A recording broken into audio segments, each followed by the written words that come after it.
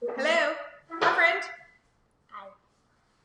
Austin and I are here, and we are going to be making the chicken Alfredo pasta bake with you today. We're going to teach you how to do that step by step. We want you to cook alongside of us. This is actually our second to last kids cooking lessons. We have all of them on here on our videos and our Facebook page. We also have them on our YouTube channel, and we also have them at the top of our blog, so you can go and watch any of them there. We do have the shopping lists and recipe lists for each of the week pulled together for you on the blog post as well. You can go to $5dinners.com/blog and you'll see it right there at the top. Are you excited to cook with me today? Have you ever made chicken Alfredo bake before? No. We are actually out of two really important ingredients that somehow, I thought I bought broccoli, but I really bought green beans, so we're going to use peas instead, but I'm going to talk to you about using broccoli. And I also am completely out of cheese. Grated Parmesan, I was like, oh, I'll just do Parmesan on top. I'm out of that too, but that is okay. I'm still going to teach you how to add it as if we were going to add it. So are you ready to get started, Austin? Before we do, I need to give you my very important disclaimers, and they are that parents, if you are working with your kids in the kitchen, let them do the work. This is their time to learn. This is their time to make a mess. This is their time to, gain these valuable life skills. We want them to do that. What did we make a mess with the other day? Do you remember what it was that spilled everywhere? The brown sugar went all over the place the other day when Austin and I were cooking, and that's okay. That is part of how this all works. Of course, if there's a safety concern, be there supervising, paying attention, and let them know if they're going to make a mistake, especially if you're working with raw meat or hot stove, hot skillet, things like that. We are working with cooking pasta water today and baking, so there will be some hot ovens involved, so I'll probably help him with making sure it gets into the oven correctly and making sure that he's safe around the boiling water. But if you have older kiddos, just kind of keep an eye out, listen to them. If you have a kid who's comfortable using a knife and you've taught them and they've learned how to do that, you don't need to be super close by for that. But my disclaimers, make sure you're there. But I'm going to teach them kind of and walk them through how to put this meal together here today. And what we're going to learn, and kids, my last disclaimer for kids, if I start to get in the way where I'm being not helpful, but I'm being like too much in the way, what do? Go away. You say, Mom, Dad, Grandma, Aunt, Tia, whoever, I got this. I'm trying to learn how to do this. Yes, it might be messy. Obviously, there's a fine balance there, but I always want to share that kids, you have permission to kick your mom or dad out if they're getting too much in the way. We have a tendency to do that. We do. I'm self-proclaiming here. But we want to create these opportunities for your kids to be cooking and learning valuable life skills in the kitchen. So we are going to learn today how to cook pasta. And I'm going to have you vote on which pasta we're going to cook here in just a second. We're going to learn about shredding chicken, how to do that, a couple different ways we can do that. We're going to learn how to assemble this into a casserole dish, and then how to do a freezer version. If you were going to double this up, make a version for tonight and put another into the freezer. I like to do that with pasta casseroles like this one. So we're going to walk through all of those things now. So let's vote, and then we'll start on the step-by-step. Do you want, Bubba, to put that? Oh, you're going to be like a showman. I see. Okay. So we have, before we vote, we are extending our kids' cooking lessons to the Kids Prep Dinner Challenge, which is happening. You can see the comment here. It's happening Saturday, May 2nd. I would love for you to join us. It's going to be this whole family affair in the kitchen. Me and my boys, multiple boys. I've been cooking with just one here, but we're going to have all of them involved, and I want you to do the same with your family. It's basically putting 6 meals together into the freezer so you have a dinner option during this tough time when you just maybe think you would want to go out to dinner, or you have all this food on hand and you need to use it and you need to get it into the freezer, right? So we're going to be doing that on May 2nd. We have a shopping list for you. We have recipes for you. We have instructions for you. We want you to participate with us. This is going to be a great, it's going to be like this just monster virtual party. I know you don't have a soccer game to go to on May 2nd. I know you don't have a baseball tournament out of town to drive to, right? So let's take advantage of this time. I actually was chatting with a friend earlier today, and we were talking about how it's just we have such an interesting relationship with time right now because we're not rushing to all the things, right? But we still need to make good use of our time, and I want to help you do that with our Kids Prep Dinner Challenge. So type the word KID, K-I-D, into the comments, and I will message you. This is on Facebook, so if you're watching this somewhere else, the Kids Challenge is happening May 2nd. I would love for you to join. Totally free to participate. I'm going to give you everything you need to know, teach you exactly how to do this, how to work together as a family to do freezer meals.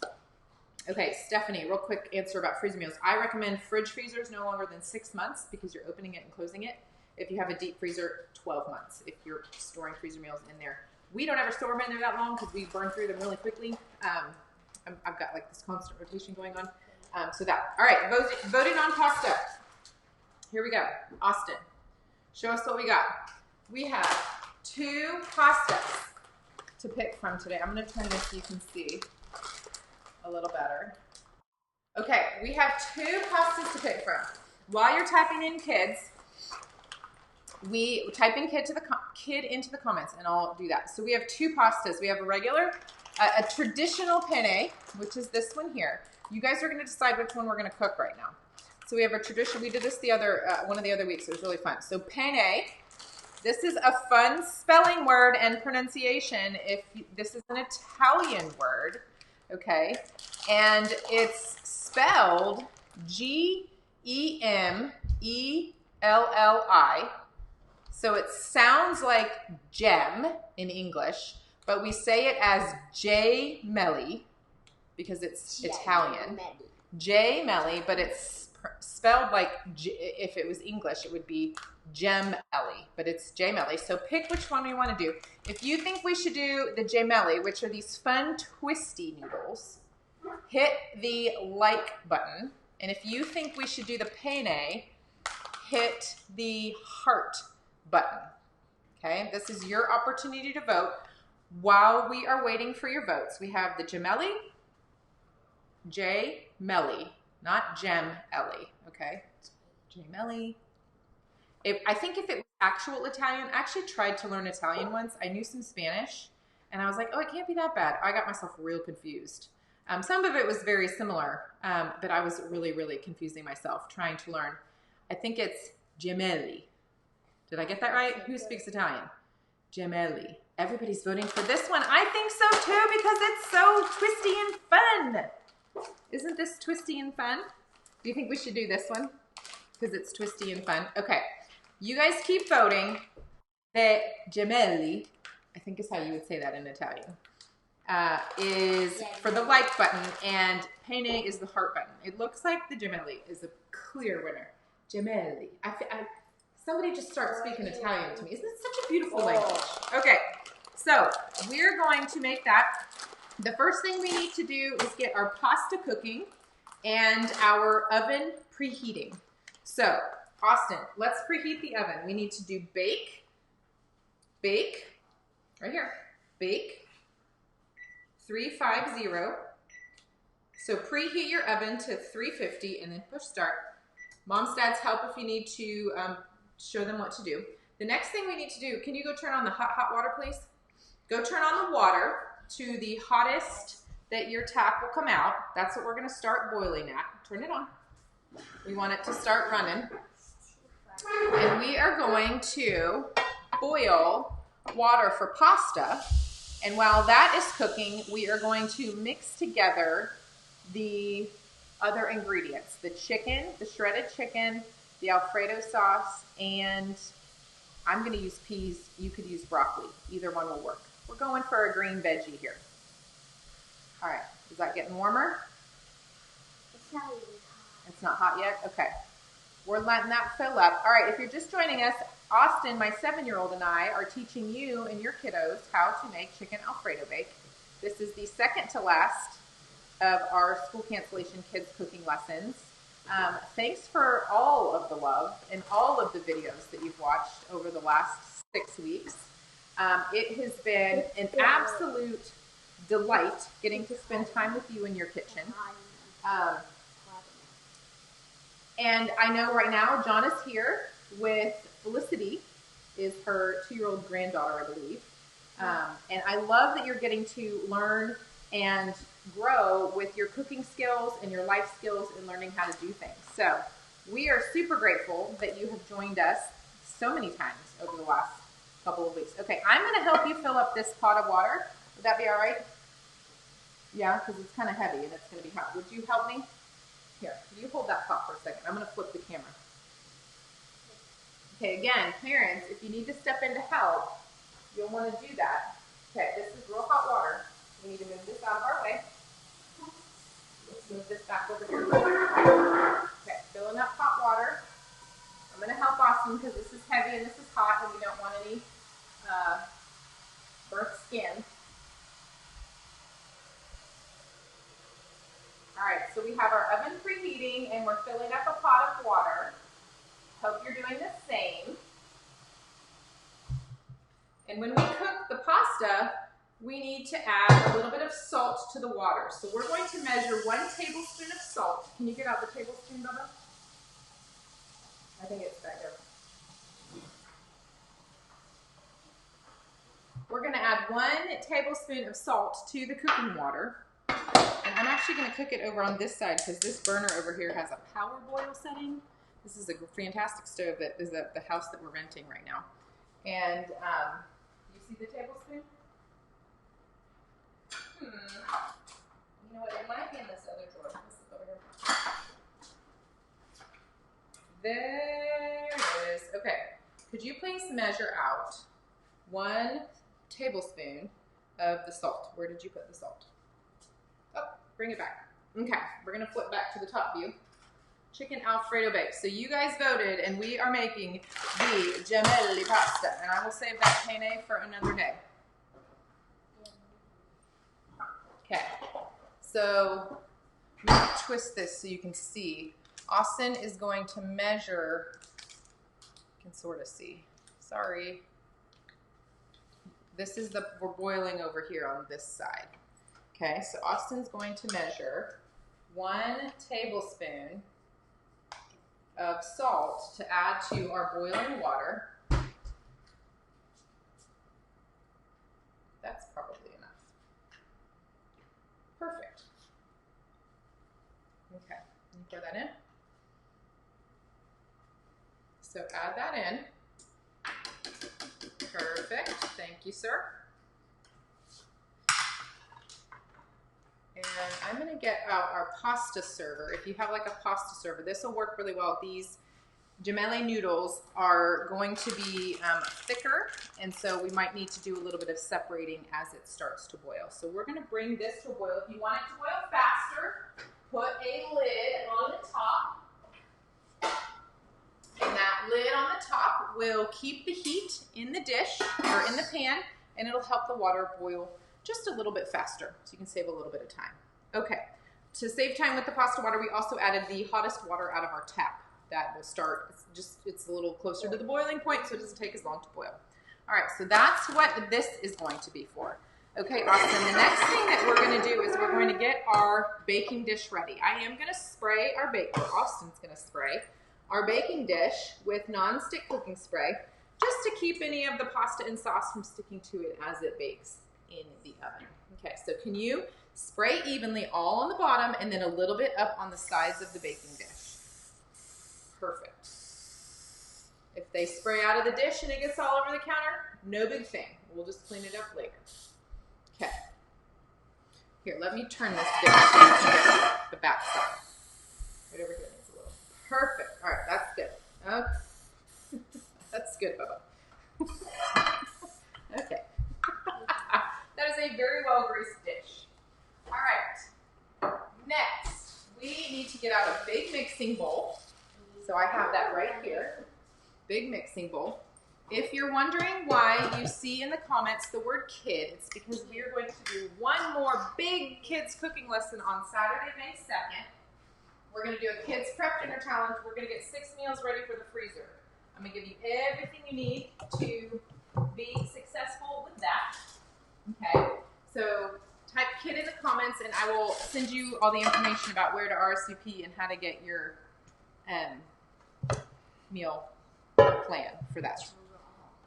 This is shredded chicken. It is already cooked and shredded. So I'm going to add that to my dish. Ooh, the oven's ready. Here, we're going to save this. We'll let this dry and use it for something else. Okay. Ways that we can cook shredded chicken. Let's not move the bowl too much because sometimes the camera gets crazy when we move too much underneath of it. Okay, Bubba? All right, let's turn back like this. Okay, so shredded chicken. There are a couple ways to do shredded chicken. One way is to just pull the white and dark meat off of a rotisserie chicken. It's easiest to pull meat off a rotisserie chicken when it's warm. Okay, remove the skin. You can pull the breast meat off. You can pull the thigh bone meat off, the drumstick meat off really easily. So that's one way to get shredded chicken. I believe that Costco sells shredded chicken that they've pulled off the whole chicken, the rotisserie chicken for you. It's a little bit more expensive. So the most affordable option is to get the rotisserie chicken and pull the meat yourself. Another option is to slow cook together chicken breasts and chicken thighs if you want both the white and the dark meat. If you just want the white meat, you can just do chicken breasts. If you want dark meat, you can do chicken thighs. But I like to mix it together for shredded chicken just to get that extra bold flavor from the dark meat. And I like to slow cook, especially if I can find chicken on sale, like to slow cook chicken and then shred it up and then freeze it in meal-sized portions like this. Okay, so that way I have cooked and shredded chicken ready to go when I want to make a meal like this, and I don't have to add the extra step of, boiling or putting in an instant pot to get it to shred for kneading it. So this chicken is cooked and shredded already. So that's a little bit about cooking chicken. When you're going to go to shred chicken, let's say you cooked your chicken in the slow cooker and you're going to shred it. There's two ways that you can do that. You can get 2 forks. If it's been slow cooked and it's really soft, it'll be really easy. Careful, boy, that's a hot pan. It'll be really easy to pull it apart like this. You just use 2 forks. If your shredded chicken is, let's say you cook some chicken and you put the chicken into the fridge and it's cold, the easiest way to shred there is to put it into if you have a stand mixer or a KitchenAid, put it into the stand mixer and let the paddle break the meat down for you and shred it to make it look like this. So that's an option to use the stand mixer if you don't want to use the elbow grease and using 2 forks to put that. Okay, so that's a little bit about how to do shredded chicken. Now we're going to cook the pasta. Can you hear the water boiling? Can you hear it? Yes. You can hear it. Do we think our friends can hear it? No. Let's be real quiet. Can you hear it? Hit me up with some hearts if you can hear that water boiling. No. That means it's time to add our gemelli pasta to the dish. Oh, and my friend Ryan is here with his jokes, y'all. You guys laugh at Ryan's jokes. Those are good ones. All right. Okay, this pasta is going into, not you, a different Ryan. My son Ryan comes running downstairs. I'm not telling jokes. All right, come and help me add this pasta in here. Stand away and have your hands up. The water is boiling, so it's steaming. We want to get it all in there. And then we want to give it a stir, and then we'll let it come back to boiling. Where'd your stirrer go? There it is. Can you just very carefully, here, the camera's over here. We're going to use our pasta stirrer, okay? And we're going to very carefully, watch your arm. This is a hot pot. Very carefully, just give it a little stir. We don't want it to stick to the bottom, and we don't want it to stick to each other. So we're just going to give it a gentle stir, and then let it go. Let it sit. That's good. And then we're going to let that water come back to boiling, and then we'll keep an eye on it as we continue to assemble our filling. Okay. The next thing that we need to do, back over here, Austin, let's come back over here, is we need to add our vegetables and sauce in with our chicken. So I told you that I thought I bought broccoli, big pack of broccoli from Costco. It was actually a big pack of green beans. And I don't think green beans would be as great as peas in this case. So instead of using a pound of frozen broccoli, yes, you can add the frozen broccoli right in here. So you would use a 12 or 16 ounce bag of frozen broccoli. The florets I probably wouldn't make this with the broccoli and the pieces and the stems, but you could. You're going to want to use about 12 to 16 ounces of frozen broccoli florets, and you would mix those in right now. Because I don't have any of those, I'm going to use peas, Austin, so I need you to come and open these peas. This can does not use a can opener, it's a pop top. So do you remember how we did this? You pull it up and then you kind of squeeze back. Parents, if you've got young ones, watch the sharp edges on these cans, please. We're going to pull up and pull back, and then I'm going to drain this pretty well because I don't want too much extra liquid going in with the, okay, can you pull that back now? Very carefully, pull it up and back. There you go. Now, we're going to use the lid to drain it, okay? Let me turn the camera a little bit so you can see me drain into the sink. Oy, oy, oy. Okay, so we're going to drain it. I'm just going to hold it right like this. Drain it. We're trying not to let any peas escape. We're going to drain it all the way upside down. Did one pea escape? That silly guy. You might press a little bit onto the top of the lid into the can to get a little bit of that extra water out. Okay, now that's ready to go. Would you please pour that in with the chicken? So I'm right here. I'm using 2 cans of peas. This is what I had in the pantry. It's a good pantry meal. In place of the 12-ounce bag of broccoli. 12 or 16-ounce bag of frozen broccoli. So either add the broccoli or the peas. That's good. There's one still stuck in there. You can use a fork to get it out. Oh look, see, I'm telling you, my disclaimers are real. I just totally started opening that can, not letting him do it. Okay, here. I'm so sorry. He's like, okay. Goofball. You're supposed to politely tell me not to do that. Okay, very carefully. Okay, keep the lid because we need to use it to drain. Good. Get it all the way in there so we don't cut ourselves on the edge. Now, push down and pour it into the sink, holding it down at the same time. That's okay. You gotta hold it. You gotta hold the lid together as you drain it so no peas escape. You got it?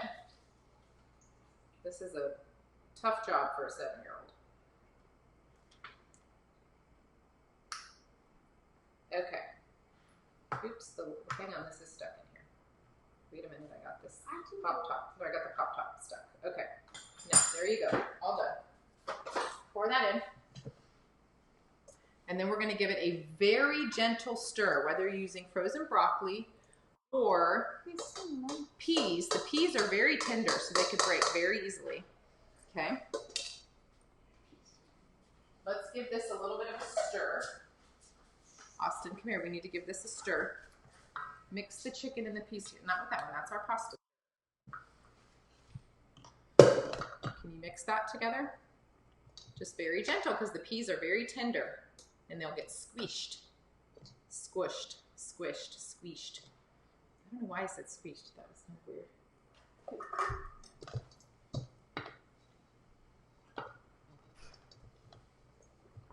weird. Okay.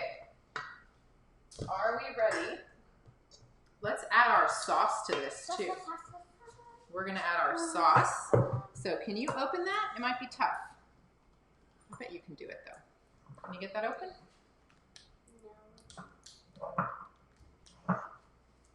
No? That's a good try. Okay, one of the tricks you can do if the jar is tough to open, you can run it under hot water to loosen the seal. You can also gently tap it on the counter to loosen the seal. Oh, you got it. We didn't even need to do that. Okay. All right. Now, before we do this, I'm going to tell you guys a trick.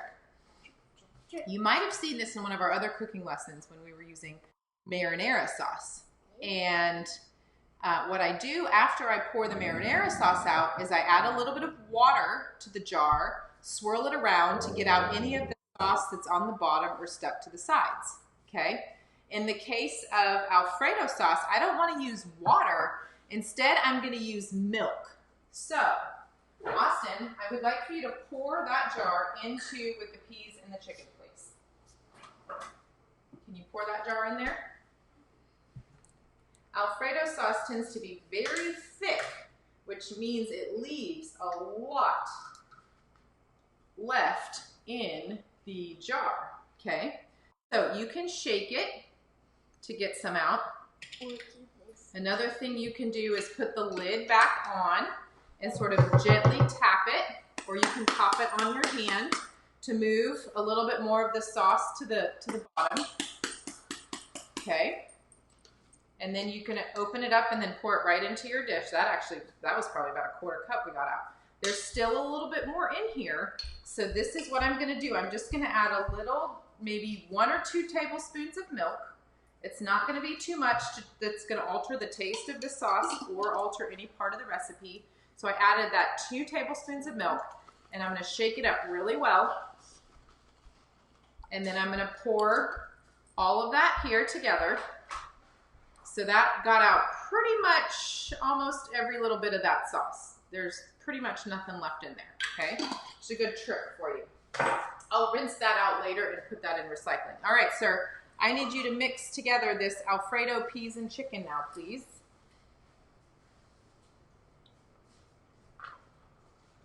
Can you reach that? Do you want your stool? No. Okay. Very gently fold it and turn. Don't spread, don't mix too quickly. Okay? Don't mix too fast. Our pasta's getting close over here.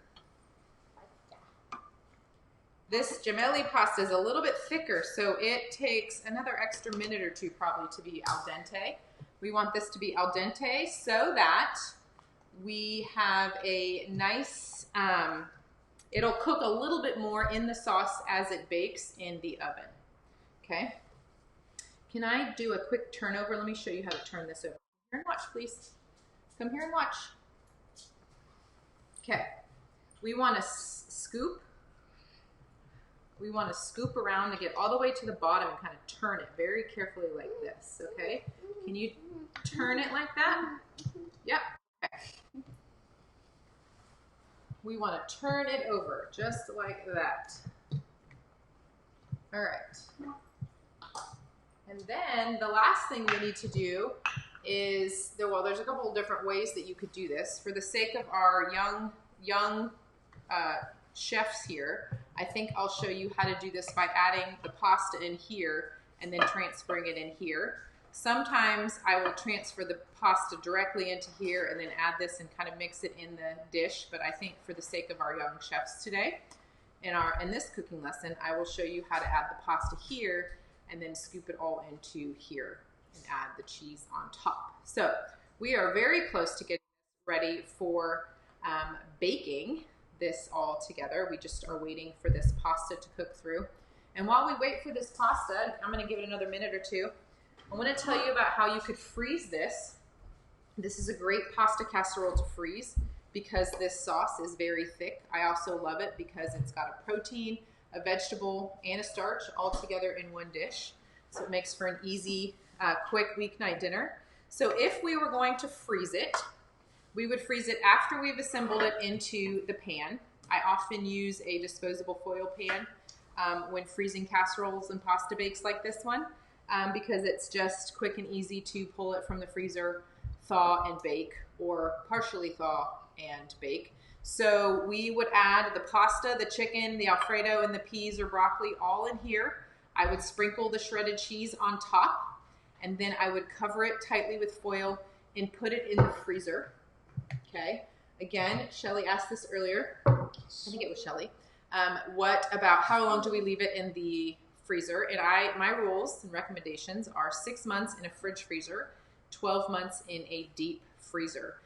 When it's time to cook this pasta bake, yeah, it's going to be pretty thick in that baking dish. So it's going to probably be a 2-day thaw in the refrigerator. You know, you'll see a lot of, oh, thaw it overnight in the fridge. Well, a really thick pasta bake like this really needs 2 days to thaw in the fridge. So just make sure you plan ahead accordingly. If you don't have time to thaw it out before you bake it as directed, you can bake you can bake it for like twice the baking time. So if you were supposed to bake it for 25 minutes, you can bake it from frozen. It's 50 minutes. Sometimes it takes longer than that, depending on how thick the or how high the food is coming in the dish that you froze it in. So you're going to just want to budget a little bit longer for it to bake if you are baking it from frozen. Other rule if you're baking it from frozen is you need to keep the foil tightly on your baking dish because you don't want your the pasta to get dried out and the cheese to get extra crispy and brown on top. If you bake it uncovered from frozen, it will not look very delightful on the top of the baking dish. Okay, so that's freezer cooking directions there for you. Ryan, the difference with the freezers is your fridge freezer, you are opening it and closing it a lot, on the day-to-day. And so just because of that reason, it increases the risk of freezer burn, and the temperature fluctuations is the reason we make that recommendation. A deep freezer, you're just not opening it as often, and it typically stays much colder. So the food will just last longer. Okay. I saw something the other day. I don't know if there was like a power outage and it was like a neighbor, and I found this and it was from 2017 in my freezer, and I was like, no, that is not something that you should be eating. So anyways, all right, back to this. I think this pasta is ready to be drained. Are you ready to drain this, Bubba? What do we need to touch this hot pan? What do we need? Remember what those are called? Oven mitts. We need oven mitts to drain this. And I'm going to help Austin drain this because he is too short and too young to do this himself. So could I please have that so I can help you? I'm not short. Well, you're just a fine size for a 7-year-old, but you're a little short to drain pasta like this. Well, I can do it. Okay, you can help me. All right, so we are going to drain this character into the colander, which I have waiting in the thing here. And since we can't go to the spa, moms, this is a great opportunity to get a little steam facial. Okay.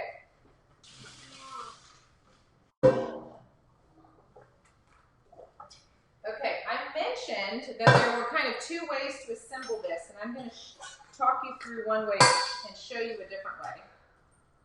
Ooh, these guys are good. Okay. Let me get this shaken out real quick. Shake your pasta a little bit. You want the water all to drip into the sink. It's nice and steamy. Okay, so we have 2 options here. Sometimes I will put the pasta into the baking dish and then add this and kind of just loosely mix it together. But because I have Austin here helping me and I want to keep it all in this big mixing bowl, I'm going to pour this pasta in here, and I would recommend for kiddos to do the same thing. Okay, mister, your turn. Come on, look at how steamy that is. The camera's like, hey, hang on. All right, why don't you come over here? You got to mix this together, please. All right, I need you to remember that folding thing that we did where we kind of scoop underneath and fold it like that. Could you help me do that? Okay, you're gonna need this bowl is not hot. Okay, so you can hold this bowl. That was that warm? Be very careful. You're gonna twist and turn. Oh, good try. Try again. It's a lot now that we added the pasta, huh?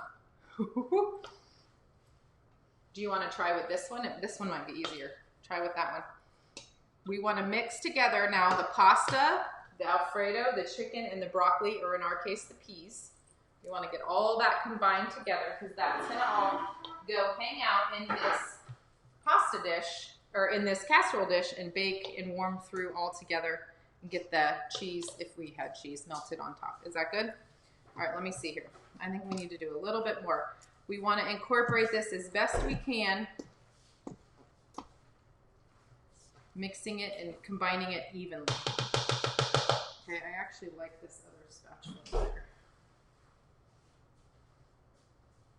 All right, where'd you go, Buster? Come back, I need your help. We're not done.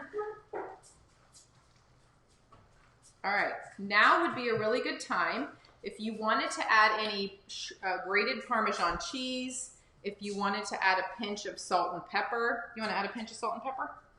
Just a pinch. Sprinkle it in there, and then we'll mix it in. That's good. Okay, a little pinch of pepper too. Just not a whole handful, please. A pinch. Okay, that's a little too much. A pinch, honey. Okay, this is going to be a peppery pasta bake. Actually, that'll probably taste just delicious. Okay, again, you could also add maybe a 1/4 cup of grated Parmesan cheese to give it that extra Alfredo Parmesan flavor. Okay, you ready to help me scoop this into here? All right, also for younger kiddos, you're gonna wanna help them with this. Okay, what are we doing? Okay. All right, I need you to scoop this together, okay? So I'm gonna hold this while you scoop it into the bowl. I'm sorry, scoop it into the casserole dish, okay? If you wanted to use a large ladle, you could transfer it kind of 1 cup at a time. Because there's both of us here, we're gonna do it this way. Can we get that little piece of chicken up there? Perfect. All right, now this looks like a mountain. What do you think we should do with this pasta here? It looks like, hang on, it looks like a mountain. It's hard to tell from the top, but it's very, very tall in the middle. So yes, sir. Let's very, very slowly and carefully spread that out and make it even. Some got on the stove. Okay, that's okay. We'll pick it up. Actually, the stove is clean, so I'm gonna put it right back in the dish. Okay, let me grab this. Okay, this is actually clean. Just cleaned it this morning. We've been making a big old, ooh, that one was hot. A big old mess all over the kitchen with cooking at home so much, and so I needed to desperately clean our stovetop. I will save that later. All right. Last step before we can put this guy into the oven that we've preheated is to add the cheese onto the top. Unfortunately, for us, I did not get enough shredded cheese to last us for the 3 weeks that I had planned on not going to the grocery store. So and I don't even have any, I don't have any in the freezer either. We just completely missed the cheese quantity this week. We have made several quesadillas. There were multiple meals that we used more shredded cheese than I thought we were going to. So now would be the time to sprinkle about 2 cups of shredded mozzarella onto the top of this. Okay, pretend I'm doing that right now. Austin's gonna pretend that he's doing this right now. Okay, and then we can add it to the oven.